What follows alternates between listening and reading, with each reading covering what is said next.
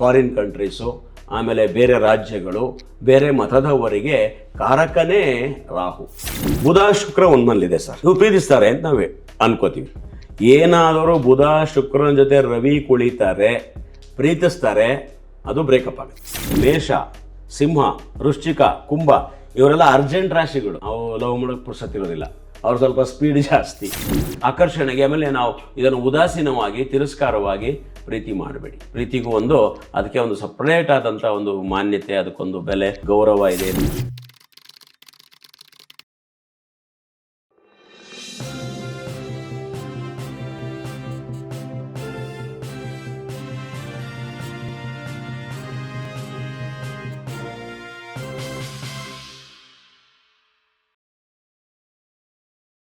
ಈ ರಾಹು ಹೇಳಿ ಕೇಳಿ ಮೊದಲೇ ಅನ್ಯ ಮತಕ್ಕೆ, ಅನ್ಯ ದೇಶಕ್ಕೆ, ಅನ್ಯ ರಾಜ್ಯಕ್ಕೆ ಕಾರಕ.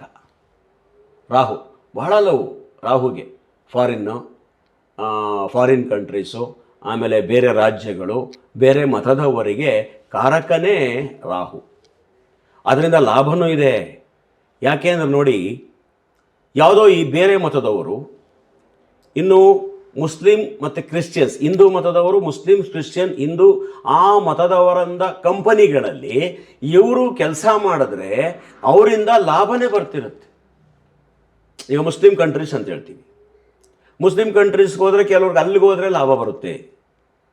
ದುಬೈ ಕಂಟ್ರೀಸು, ಇರಾನು, ಇರಾಕಲ್ಲಿ ಕೆಲಸ ಅಲ್ಲಿಗೋದ್ರೆ ಲಾಭ ಬರುತ್ತೆ. ಇವರು ಈ ಕಡೆ ಇನ್ಯಾವುದೋ ರೋಮು, ಆಸ್ಟ್ರೇಲಿಯಾಗೆ ಹೋದ್ರೆ ಲಾಭ ಬರಲ್ಲ. ಈ ಥರನೂ ಕೂಡ ಕುಂಡ್ಲಿ ಲೆಕ್ಕಾಚಾರ ಹಾಕ್ಬೋದು. ಕುಂಡ್ಲಿ ತುಂಬ ಚೆನ್ನಾಗಿದ್ದವರು ಕ್ರಿಶ್ಚಿಯನ್ಸ್ ಕಂಟ್ರಿ, ಮುಸ್ಲಿಮ್ಸ್ ಕಂಟ್ರಿಗೆ ಹೋದರೆ ಚೆನ್ನಾಗಿ ಸಂಪಾದನೆ ಮಾಡ್ತಾರೆ, ಒಳ್ಳೆ ಆದಾಯ ಬರುತ್ತೆ ಅಂತ. ಇನ್ನು ಒಂದು ವೇಳೆ ಸ್ವಸ್ಥಳದಲ್ಲೇ ಇದ್ದರು, ಅವ್ರು ಕೆಲಸ ಮಾಡ್ತಿರ್ತಕ್ಕಂಥ ಕಂಪನಿಯ ಮಾಲೀಕರು ಬೇರೆ ಮತದವರು, ಇವ್ರಿಗೆ ಲಾಭ ಚೆನ್ನಾಗಿ ಬರ್ತಿರುತ್ತೆ. ಇದು ಈ ರೀತಿಯಲ್ಲಿ ನೋಡಿದಾಗ. ಇನ್ನು ಪ್ರೇಮ ರೀತಿಯಲ್ಲಿ ನೋಡಿದಾಗ ಅವನು ಬೇಗ ಆಕರ್ಷಣೆಯನ್ನು, ಪ್ರೀತಿಯ ಆಕರ್ಷಣೆಯನ್ನು ರಾಹು ಗ್ರಹ ತರುತ್ತಾನೆ. ಇದು ಕಂಪಲ್ಸರಿ. ಅಂದರೆ ಅರ್ಥ ಮಾಡ್ಕೊಳ್ಳಿ, ಶುಕ್ರ, ರಾಹು, ಬುಧ ಈ 3 ಜನ ರಿಲೇಷನ್ಶಿಪ್ ಏನಾದ್ರು ಬಂದರೆ ಲವ್ ಆಗುತ್ತದೆ. ಇನ್ನೂ ಒಂದು ತಿಳ್ಕೊಳ್ಳಿ, ಭಾಳ ಇಂಪಾರ್ಟೆಂಟು. ಇದು 100% ಆಯಿತು. ಇನ್ನೊಂದಿದೆ, ಈ ಲವ್ 50% ಆಗಿಬಿಡುತ್ತೆ. ಅದಕ್ಕೊಂದಿಷ್ಟು ಗ್ರಹಗಳಿದ್ದಾವೆ. ಯಾವುದು?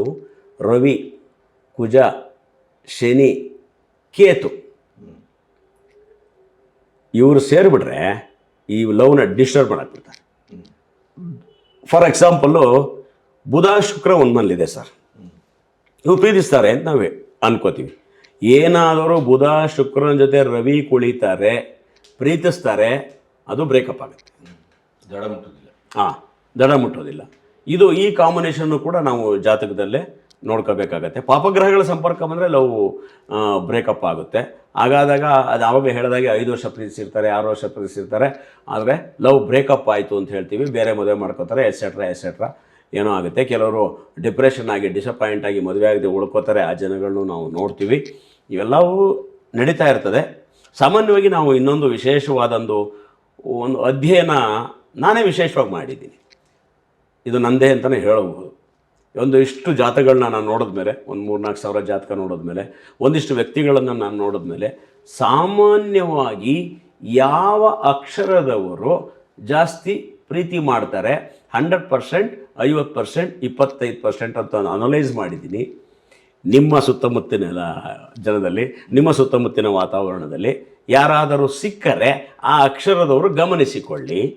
ಸಾಮಾನ್ಯವಾಗಿ ಈ ಅಕ್ಷರದವರು ಲವ್ ಮಾಡ್ತಾರೆ. ನೋಡಿ, ಅಬ್ಸರ್ವ್ ಮಾಡಿ. ಉ, ಆ, ಕ, ಪ, ರ, ತ, ದ, ಶ, ಹ ಮತ್ತು ವ. ಈ ಅಕ್ಷರದವರು ಹೆಚ್ಚು ಪ್ರೀತಿ ಮಾಡುತ್ತಾರೆ. ಯಾರ್ಯಾರಿದ್ದಾರೆ ನಿಮ್ಮ ಮನೆ ಹಿಂದೆ ಮುಂದೆ ರಿಲೇಷನ್ಸಲ್ಲಿ, ಕಾಲೇಜಲ್ಲಿ, ಫ್ರೆಂಡ್ಶಿಪ್ಪಲ್ಲಿ ಒಂಚೂರು ನೋಡಿ ಜ್ಞಾಪಕ ಮಾಡ್ಕೊಳ್ಳಿ. ಜಾಸ್ತಿ ಈ ಅಕ್ಷರದವರು ಸಿಗ್ತಾರೆ. ಯಾವುದು? ಉ, ಉಮೇಶ್, ಊರ್ವಶಿ, ಉಮಾಮಹೇಶ್ವರಿ, ಉಮಾ, ಈ ಥರದವರು. ಅದಾದಮೇಲೆ ಆ, ಅರುಣ, ಇಲ್ಲೇ ಇದ್ದಾನಲ್ಲ, ಇನ್ನೂ ಮಾಡಿಲ್ಲ ಅನಿಸುತ್ತೆ, ಅರುಂಧತಿ, ಈ ಥರದವರು. ಇನ್ನೊಂದು ಕಾನಲ್ಲಿ ತುಂಬ ಕುಮಾರ, ಕೃಷ್ಣ, ಸಮಥಿಂಗ್. ಇಲ್ಲಿ ಕೆ ಎಲ್ಲ ನಾನು ಬಿಡಿಸಿ ಹೇಳ್ತಿಲ್ಲ. ಟೋಟಲಿ ಗ್ರೂಪ್ ಅಧ್ಯಕ್ಷರು ಅದು ಕಿ ಆಗ್ಬೋದು, ಕು ಆಗ್ಬೋದು, ಅದನ್ನು ನೀವು ಅದನ್ನು ಅಂದಾಜು ಮಾಡ್ಕೊಳ್ಳಿ. ಪಾನಲ್ಲಿ ಪೂಜಾ, ಪ್ರಗತಿ ಈ ಥರದ್ದೆಲ್ಲ ಬರುತ್ತೆ. ರ ತುಂಬ ಬರುತ್ತೆ. ತ, ದ, ಶ, ಹ ಮತ್ತು ವ. Venkatesh, Virat, something something something.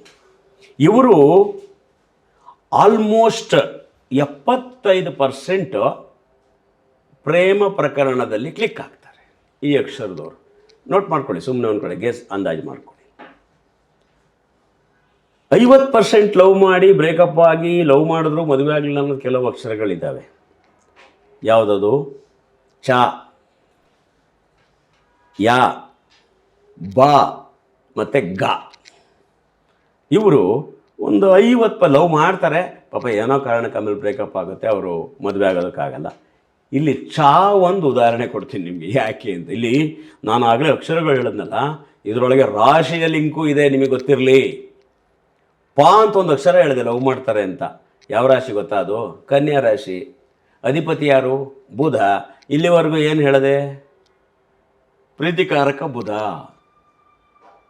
ಆಮೇಲೆ ಇನ್ನೊಂದು ಹೆಸರು ಹೇಳಿದೆ, ಕ, ದಿಸ್ ಮಿಥುನ. ಆ ಹೇಳಿದೆ ಋಷಭ, ಶುಕ್ರನ ರಾಶಿ. ತಾ ಹೇಳಿದೆ ರಾ ಮತ್ತು ತುಲಾ ರಾಶಿ, ಶುಕ್ರನ ರಾಶಿ. ಇಲ್ಲಿದೆ, ಆ ವಿಚಾರನೂ ಇದೆ. ವಾ ಹೇಳಿದೆ ವೃಷಭ ರಾಶಿ, ಶುಕ್ರಂದು. ಆ ಲಿಂಕು ಇದೆ. ಈ ಚಾ ಮಂದಿಲ್ಲ, ಇದು ಲವ್ ಮಾಡಲ್ಲ 50% ಅಂದರೆ ಸಾಮಾನ್ಯ ಮೇಷರಾಶಿ ಬರ್ತಾರೆ. ಮೇಷರಾಶಿ, ಮೀನರಾಶಿಯವರು ಬರ್ತಾರೆ. ಇವರು ಲವ್ ಮಾಡಲ್ಲ, ಮಾಡಿದ್ರೂ ಕ್ಲಿಕ್ ಆಗಲ್ಲ. 100ಕ್ಕೆ 5ರಿಂದ 10% ಕ್ಲಿಕ್ ಆಗ್ತಾರೆ, 90% ಫೇಲು. ಹಾಗಾಗಿ ಚಾ ಯಾವ ಬರುತ್ತೆ ಎಲ್ಲಿ ಗೊತ್ತಾ? ವೃಶ್ಚಿಕ ರಾಶಿ. ಅವರು ಅಷ್ಟೇ, ಪ್ರೀತಿ ಮಾಡುವ ಭಾವನೆ ಇರುತ್ತೆ, ಕ್ಲಿಕ್ ಆಗುತ್ತೆ ಅಂತ ಹೇಳೋದು ತುಂಬ ಅಪರೂಪ. ಅದಾದಮೇಲೆ 3ನೇದು ಬಾನಲ್ಲಿ ಧನುಸು ರಾಶಿ ಬರುತ್ತೆ, ಅವರು ಬೇರೆ ಬೇರೆ ಭಾವನೆ ಇರ್ತದೆ. ಗ, ಈ ಶನಿ ರಾಶಿ, ಅದು ಮಕರ ಮತ್ತು ಕುಂಭ. ಅವ್ರಿಗೆ ಪೇಷನ್ಸ್ ಇರೋಲ್ಲ ಲವ್ ಮಾಡೋವಷ್ಟು. ಅವ್ರು ಸ್ವಲ್ಪ ನಿಧಾನಿಸ್ತಿರ್ತಾರೆ, ಲೇಜಿ ಇರ್ತಾರೆ, ಅವ್ರಿಗೆ ಪ್ರೀತಿ ಪ್ರೇಮದ ಬಗ್ಗೆ ಬೇಕಾಗಲ್ಲ, ವ್ಯವಹಾರ ಜ್ಞಾನದಲ್ಲಿ ಜಾಸ್ತಿ ಇರ್ತಾರೆ. ಈ ಅಕ್ಷರಗಳನ್ನು ಗಮನಿಸ್ಕೊಳ್ಳಿ. ಇನ್ನೊಂದಿದೆ 3 ಅಕ್ಷರ, ಇವರು ಲವ್ವೇ ಮಾಡಲ್ಲ, ಆಲ್ಮೋಸ್ಟ್ ಮಾಡಿದ್ರೆ ಕ್ಲಿಕ್ ಆಗಲ್ಲ, ಲವ್ವೇ ಮಾಡಲ್ಲ. ಅದು 3 ಅಕ್ಷರ, ಬ, ಮ, ನ. ನಾನು ಆಗಲೇ ಹೇಳ್ದಂಗೆ ಅನುರಾಧ ನಕ್ಷತ್ರ ವೃಶ್ಚಿಕ ರಾಶಿ. ಮಾ ಅಂತೂ ಸಿಂಹ ರಾಶಿ, ಕೆಂಡ ಅವರು. ಇದಕ್ಕೆಲ್ಲ ಪುರ್ಸೊತ್ತೇ ಇರಲ್ಲ ಅವ್ರಿಗೆ. ಅವರು ಪ್ರೀತಿ ಮಾಡೋಕ್ಕಾಗಲಿ, ಸಿನಿಮಾ ಹೋಗೋಕ್ಕಾಗಲಿ, ಒಂದು ಮಾಲ್ ಸುತ್ತಕ್ಕಾಗಲಿ ಫ್ರೀನೇ ಇಲ್ಲ ಅವ್ರಿಗೆ. ಅವ್ರು ಬೇರೆ ರೀತಿಯೇ ಸಾರ್ವಜನಿಕವಾಗಿ ಸಾಮಾನ್ಯವಾಗಿ ಅವರು ಬ್ಯುಸಿ ಇರ್ತಾರೆ. ಹಾಗಾಗಿ ಇವರು ಲವ್ ಮಾಡಲ್ಲ. ಮೇಷ, ಸಿಂಹ, ವೃಶ್ಚಿಕ, ಕುಂಭ ಇವರು ಸಾಮಾನ್ಯವಾಗಿ ಮಾಡಲ್ಲ. ಯಾಕೆ ಇವ್ರು ಮಾಡಲ್ಲ ಅಂತೇಳಿ, ಮೇಷ, ಸಿಂಹ, ವೃಶ್ಚಿಕ, ಕುಂಭ ಇವರೆಲ್ಲ ಅರ್ಜೆಂಟ್ ರಾಶಿಗಳು. ಅವು ಲವ್ ಮಾಡೋಕ್ಕೆ ಪುರ್ಸತ್ತಿರೋದಿಲ್ಲ, ಅವ್ರು ಸ್ವಲ್ಪ ಸ್ಪೀಡ್ ಜಾಸ್ತಿ. ಹಾಗಾಗಿ ಇದು ಕೇವಲ ಅಂದಾಜು ಸಮೀಕ್ಷೆ. ಇನ್ನು ಪಾ, ಪೂ, ಪಿ ಇವು ಕನ್ಯಾ ರಾಶಿಲಿ ಬರ್ತವೆ, ಅವು ಲವ್ ಮಾಡ್ತಾರೆ. ಕಾ, ಕು, ಕ, ಕಿ, ಹ ಮಿಥುನ ರಾಶಿಲಿ ಬರ್ತಾವೆ, ಅವು ಲವ್ ಮಾಡ್ತಾರೆ. ಈ ಕೆಲ ಅಧಿಪತಿ ಬುಧ, ಶುಕ್ರ ಆಗಿರ್ತಾರೆ. ವಾ, ವಿ, ವೇವು ಇವು ಕೂಡ ಈ ಬುಧ ಗ್ರಹ ಯೌವನ ಕಾರಕ, ಇದು ಶುಕ್ರನ ಕಾರಕ ಅಂತ ಆಗಲೇ ಹೇಳಿದೆ. ಅಧಿಪತಿ ಶುಕ್ರ. ಈಗ ಅಕ್ಷರಗಳಿಗೆ ಬನ್ನಿ. ರಾಧೆ, ಕೃಷ್ಣ ಮಂತ ನಾನು ಹೇಳಿದ್ದು. ರಾ ಮತ್ತು ಕ ಒಂದೇ ಗುಂಪಲ್ಲಿದೆಯಾ? ರಾಧೆ, ಕೃಷ್ಣ ಅವ್ರು ಲವ್ ಮಾಡಿದ್ರು, ಮದುವೆ ಆಗಲಿಲ್ಲ, ಅದು ಬೇರೆ ವಿಚಾರ, ಅದು ಬಿಡಿ. ಅದಾದ ಮೇಲೆ ನಿಮಗೆ ಇನ್ನೂ ಒಂದಿದೆ, ಆ ಮತ್ತು ಊ ಹೇಳಿದೆ. ಅರ್ಜುನ, ಉಲೂಚಿ, ಅರ್ಜುನ ಚಿತ್ರಾಂಗದೆ. ಇದು ಕೂಡ ಸುಮ್ಮನೆ ಎಲ್ಲೆಲ್ಲೋ ಕನೆಕ್ಟ್ ಆಗುತ್ತೆ ನೋಡಿ. ದ್ರೌಪದಿ, ಧರ್ಮರಾಯ. ಹೇಳಿದೆ ನಿಮಗೆ. ಈ ನಮಗೆ ನಾನು ಅಂದಾಜು ಹಾಕಿದ್ದು ತ್ರೇತಾಯುಗದಲ್ಲಿ ಪ್ರೀತಿ ಕಡಿಮೆ, ದ್ವಾಪರ ಪೀಠಿಕೆ ಕಲಿಯುಗಕ್ಕೆ. ದ್ವಾಪರದಲ್ಲಿ ಪ್ರೇಮ ಪ್ರಕರಣಗಳು ಜಾಸ್ತಿ ಆಯಿತು. ಅದು ಇನ್ನೇನು ದ್ವಾಪರದ ಆದಮೇಲೆ ಎಷ್ಟು ಕಲಿಯುಗನೇ ಅಲ್ವಾ, ಅದು ಕಲಿಯುಗದಲ್ಲಿ ಅದು ಡಬಲ್ ಆಯಿತು. ಇಲ್ಲಿ ಪ್ರೀತಿ ಪ್ರೇಮಗಳು ಜಾಸ್ತಿ ಆಯಿತು. ನಾವಿಷ್ಟು ಲವ್ ಮ್ಯಾರೇಜ್ಗಳ ಬಗ್ಗೆ ಒಂದಿಷ್ಟು ವಿವರ ಕೊಟ್ಟೆ ಸ್ನೇಹಿತರೆ, ಗೊತ್ತಿರಲಿ ನಿಮ್ಮ ಗಮನಕ್ಕೆ ಬರಲಿ ಅಂತ. ಬಟ್ ನಾನು ಹೇಳೋದಿಷ್ಟೇ, ಎಲ್ಲ ಪ್ರೀತಿ ಮಾಡುವವರಿಗೆ, ಲವ್ ಮಾಡುವವರಿಗೆ, ನಾವಾಗಲಿ ಗಣಪತಿಯವರಾಗಲಿ, ನಾವು ಕೊಡೋ ಟಿಪ್ಸ್ ಇಷ್ಟೇ. ಕೇವಲ ದೇಹಾಕರ್ಷಣೆಗೆ, ರೂಪಾಕರ್ಷಣೆಗೆ, ಮೋಜು ಮಸ್ತಿಗೆ, ಅದರಲ್ಲಿ ಹೆಚ್ಚಾಗಿ ಟೈಮ್ ಪಾಸ್ಗೆ. ಹೇಗಿದ್ರು ನನಗೆ 3 ವರ್ಷ ಕೆಲಸ ಸಿಗ್ತಾಯಿಲ್ಲ, ಓದ್ತಾ ಇದ್ದೀನಿ, ಅಷ್ಟರೊಳಗೆ ಒಂದು ಲವ್ ಮಾಡ್ಕೊಂಬಿಟ್ರೆ ಹಿಂಗೆ ಅಂತನಾಗಲಿ,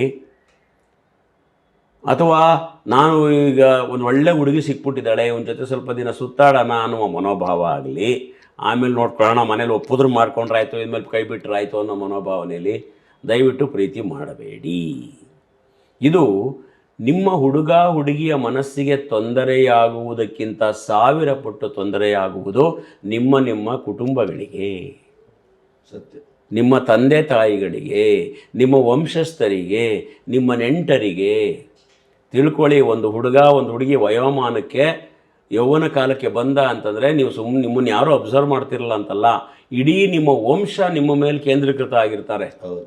ನನ್ನ ಮಗ ನಮ್ಮ ಹುಡುಗ ಯಾವ ದಾರಿಲಿ ಹೋಗ್ತಾನೆ, ಇವ್ನಿಗೆ ಹೇಗೆ ಮದುವೆ ಮಾಡಬೇಕು, ಎಂಥ ಸೊಸೆ ತರಬೇಕು, ಇವ್ನ ಲೈಫನ್ನು ಹೇಗೆ ಮಾಡಬೇಕು ಅನ್ನೋ ನಿಮ್ಮ ಗಮನದಲ್ಲಿ ಇರ್ತಾರೆ. ಯಾರೂ ನಿಮ್ಗೆ ಓಪನ್ ಆಗಿ ಹೇಳ್ಕೊಳ್ಳಲ್ಲ, ಅದನ್ನು ಗಮನದಲ್ಲಿ ಇಟ್ಕೊಳ್ಳಿ. ಅದೇ ಕೆಲಸ ಮಾಡ್ತಿರ್ತಾರೆ. ಅದೇ ಕೆಲಸ ಮಾಡ್ತಿರ್ತಾರೆ. ಅವ್ರು ನಿಮ್ಮನ್ನು ಅಬ್ಸರ್ವ್ ಮಾಡ್ತಾ ಇರ್ತಾರೆ. ನೀವು ಅವರ ಆಸೆಗಳಿಗೆ, ಅವರ ಅಭಿಲಾಷೆಗಳಿಗೆ ತಣ್ಣೀರು ಹರಿಸಬೇಡ್ರಿ. ನೀವು ಪ್ರೀತಿ ಮಾಡಿಕೊಂಡು ಕರ್ಕೊಂಡೋಗಿ ಮನೆಯಲ್ಲಿ ಒಪ್ಕೊಂಡು ಮದುವೆ ಮಾಡ್ಕೊಳ್ಳಿ. ಮದುವೆ ಮಾಡಿಕೊಂಡು ಆಕೆಯನ್ನು ಚೆನ್ನಾಗಿ ನೋಡ್ಕೊಳ್ಳಿ. ಆಕರ್ಷಣೆಗೆ ಆಮೇಲೆ ನಾವು ಇದನ್ನು ಉದಾಸೀನವಾಗಿ ತಿರಸ್ಕಾರವಾಗಿ ಪ್ರೀತಿ ಮಾಡಬೇಡಿ. ಪ್ರೀತಿಗೂ ಅದಕ್ಕೆ ಒಂದು ಸಪ್ರೇಟ್ ಆದಂಥ ಒಂದು ಮಾನ್ಯತೆ, ಅದಕ್ಕೊಂದು ಬೆಲೆ, ಗೌರವ ಇದೆ ಅಂತ ಹೇಳ್ತಾ ನಾನು ಮುಂದಿನ ವಿಚಾರಕ್ಕೆ ಹೋಗ್ತೀನಿ. ಈಗ ಮದುವೆ ವಿಚಾರದಲ್ಲಿ ಎಲ್ಲ ವಿವರಗಳನ್ನು ಇದುವರೆಗೂ ನಾವು ಹೇಳ್ಕೊಂಡು ಬಂದ್ವಿ. ಬಹುಶಃ ನಮ್ಮ ಉದ್ದೇಶ, ನಮ್ಮ ಒಂದು ಏನಿರುತ್ತೆ, ನಮ್ಮ ಒಂದು ಆಸೆ ಈಡೇರಿದೆ ಅಂತ ಒಂದು ಭಾವನೆ ನನಗೆ ಬರ್ತಾ ಇದೆ. ಎಲ್ಲ ವಿಚಾರಗಳನ್ನ ಕವರ್ ಮಾಡಿದ್ದೀವಿ ಅಂತ, ಭಾಳ ಮುಖ್ಯವಾದ ವಿಚಾರಗಳನ್ನ ಕವರ್ ಮಾಡಿದ್ದೀವಿ ಅಂತ ನಮ್ಗೆ ಅನ್ನಿಸ್ತಾ ಇದೆ. ಎಲ್ಲ ಮನನ ಮಾಡ್ಕೊಳ್ಳಿ. ಅದ್ರ ಬಗ್ಗೆ ನಿಮಗೆ ಏನು ಮಾಹಿತಿ ಬೇಕಾ, ಅದ್ರ ಬಗ್ಗೆ ವಿಚಾರ ಬೇಕಾ, ಇಲ್ಲಿ ಇಷ್ಟು ಸಿಗದೇ ಇದ್ದರೆ ಆಗಲೇ ಹೇಳಿದಾಗೆ ಕೆಳಗಡೆ ನಂಬರು ಇರ್ತದೆ ನಮ್ಮದು, ನೇರವಾಗಿ ಭೇಟಿ ಮಾಡಿ. ಇದನ್ನು ಇನ್ನೂ ಹೆಚ್ಚು ಮಾತಾಡೋದಿದ್ರೆ, ಏನೋ ಡೌಟು ನಾವಿಲ್ಲಿ ಹೇಳೋದು ಮಿಸ್ ಆಗಿದ್ರೆ ಬಂದು ನಮ್ಮ ಹತ್ರ ಅದನ್ನು ಕ್ಲಿಯರ್ ಮಾಡ್ಕೊಳ್ಳಿ. ನಿಮ್ಮ ಮಕ್ಕಳದು ಅಥವಾ ನಿಮ್ಮ ಬಂಧುಗಳದು ಯಾರು ಜಾತಕಗಳನ್ನ ತೋರಿಸ್ಕೊಳ್ಳಿ. ಯಾವಾಗ ಮದುವೆ ಮಾಡ್ಬೋದು ಅನ್ನೋ ಹಾಗೆ ಮುಂಚೆನೇ ತಿಳ್ಕೊಳ್ಳಿ. ಇದನ್ನೆಲ್ಲ ದಯವಿಟ್ಟು ಪಾಲಿಸಿ ಅನ್ನೋ ಉದ್ದೇಶದಿಂದ ನಾವು ಈ ಒಂದು ಕಾರ್ಯಕ್ರಮವನ್ನು ಹಮ್ಮಿಕೊಂಡಿದ್ದಾಯಿತು. ನಾವು ಗಣಪತಿಯವರು ಇದನ್ನು ಡಿಸ್ಕಸ್ ಮಾಡಿ 8-9 ತಿಂಗಳಾಯಿತು. ಈ ಥರ ಒಂದು ಜನರಿಗೆ ಉಪಯುಕ್ತವಾದಂಥ ಸಬ್ಜೆಕ್ಟನ್ನು ಕೊಡಬೇಕು ಜ್ಯೋತಿಷ್ಯದಲ್ಲೂ ಕೂಡ ಅಂಥೇಳಿ ನಾನು ಅದನ್ನು ತಲೆಗೆ ಹಾಕೊಂಡ್ಮೇಲೆ ಇಷ್ಟೂ ವಿಷಯಗಳನ್ನು ಕಲೆ ಹಾಕಿ ನಿಮ್ಮ ಹತ್ರ ತಲುಪಿಸೋದಕ್ಕೆ ನನ್ನ ಪ್ರಯತ್ನ 3 ತಿಂಗಳಿಂದ ನಡೀತು.